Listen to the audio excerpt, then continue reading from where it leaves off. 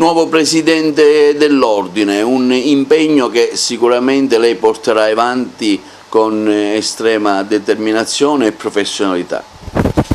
Sicuramente è un ruolo di grande peso, perché l'Ordine non è più l'Ordine di 25-30 anni fa. Io sono stato segretario, presidente l'onorevole avvocato Giovanni Marino, e all'epoca l'Ordine aveva pochissimi compiti. Con la nuova legge professionale l'Ordine ha tanti compiti e quindi penso che sarà un onere molto pesante e spero di poter portare a termine questa carica, questo incarico, questo ruolo, dando all'avvocatura agrigentina quel servizio che merita. Io di associativismo forense ho vissuto tanti anni, perché ho costituito e sono stato il primo presidente dell'AIGA. AIGA significa Giovani Avvocati, e quindi voi capite tutti come va collocato nel tempo. Poi ho costituito la Camera Civile, dunque ho servito sempre l'avvocatura con entusiasmo e questa volta spero di poterla servire in una veste diversa, in un ruolo diverso, in un ente pubblico non economico qual è il Consiglio dell'Ordine. Io per prima cosa desidero ringraziare tutti quei colleghi che per l'elezione quale consigliere del COA mi hanno dato la loro fiducia, e devo dire che non me l'aspettavo in senso assoluto di avere tutte queste preferenze.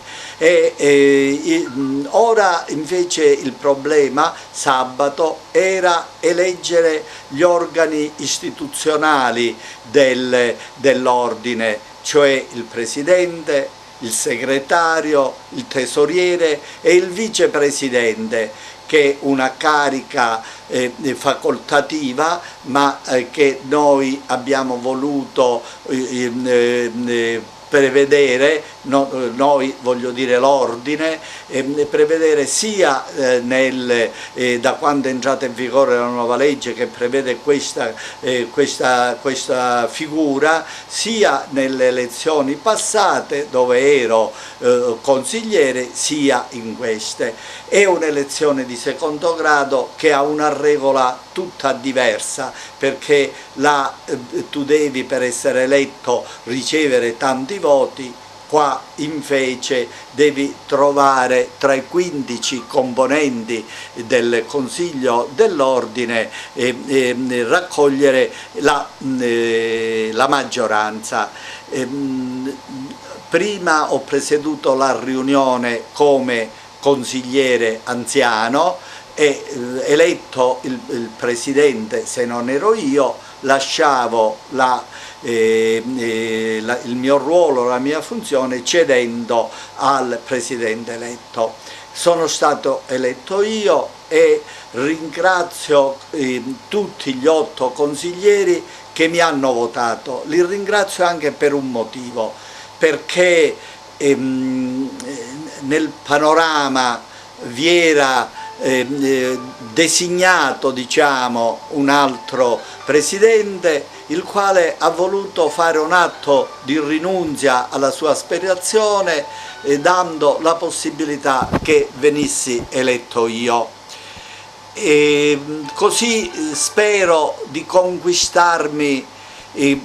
la parte opposta, perché finita l'animosità delle elezioni noi dobbiamo essere amici nella consigliatura, cioè dobbiamo avere un unico e solo obiettivo, quello di servire il cittadino, perché l'avvocato è il difensore del cittadino, i ruoli opposti, c'è l'attore e il convenuto, c'è l'imputato e la parte civile. Io spero che saremo amici nella consigliatura, perché si serve bene il cittadino laddove l'avvocato ha un ruolo centrale e dobbiamo esaminare tanti aspetti, i rapporti con la magistratura, perché noi non dobbiamo dimenticare mai i limiti dell'avvocato, perché dobbiamo cercare nel magistrato la parte terza e quindi vi deve essere un rapporto sereno nel rispetto reciproci dei ruoli. Così evidentemente anche il magistrato deve dar corpo al ruolo del difensore, perché lui ha questo obbligo, è un obbligo che la legge impone. Il giudice terzo è terzo proprio perché permette agli avvocati delle parti avverse di espletare con diligenza, con lealtà, con il rispetto dei limiti tra colleghi, perché la deontologia ci impone il modo di comportamento nei confronti del collega che dobbiamo vedere come avvocato di parte avversa e non come avversario. Io desidererei pure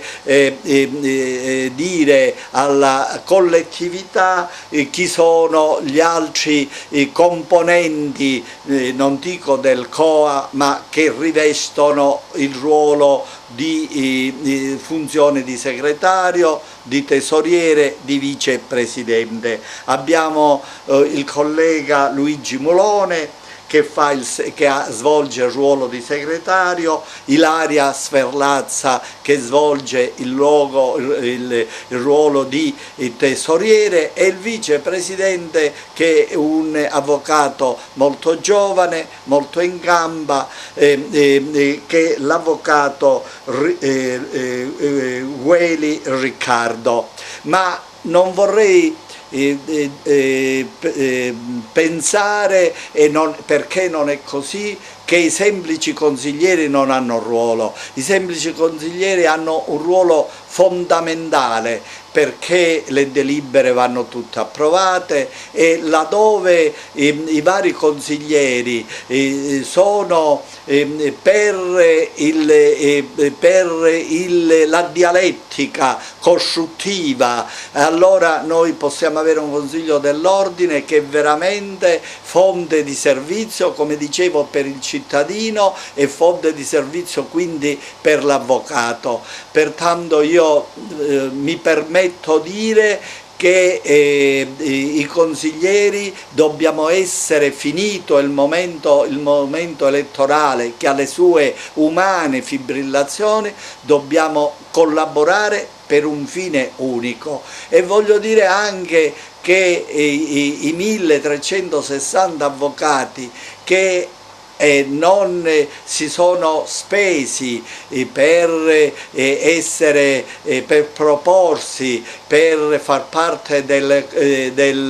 dell'ordine, devono essere vigili, devono darci suggerimento, devono darci il supporto, devono segnalarci i fatti positivi, i fatti negativi, in maniera che l'ordine possa, con rigore verso se stesso, con flessibilità e saggezza verso gli altri,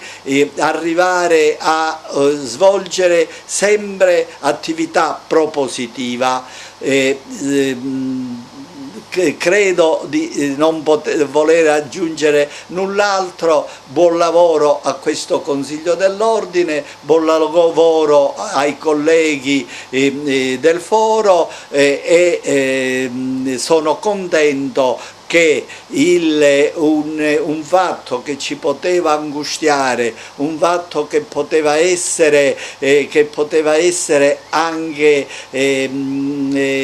di turbamento per il funzionamento dell'ordine, non è più di nostra competenza. Quali provvedimenti disciplinari, che sono sempre un fatto negativo, perché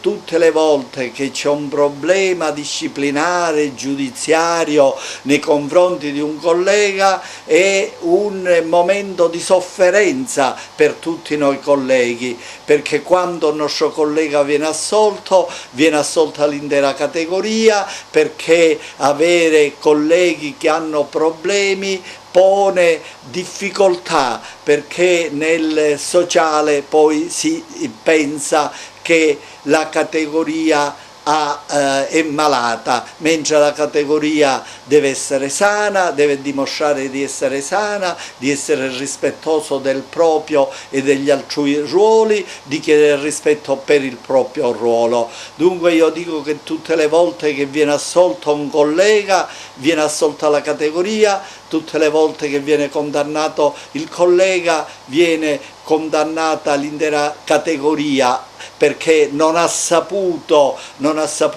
aiutare quel collega nel portarlo su una strada corretta, e quindi io rivolgo a questo punto un appello al sociale. Voi dovete pretendere dall'avvocato correttezza, rigore, trasparenza ed un'assistenza vera, perché la professione certo deve dare un reddito per vivere bene, per avere una dignità sociale, però non dobbiamo confondere, e io personalmente, non tutti la pensano come me, ma evidentemente questo è un fatto positivo, io combatto la difesa di capitale, ho fatto una guerra personale come Camera Civile contro le società di capitale che possono difendere il cittadino, perché possono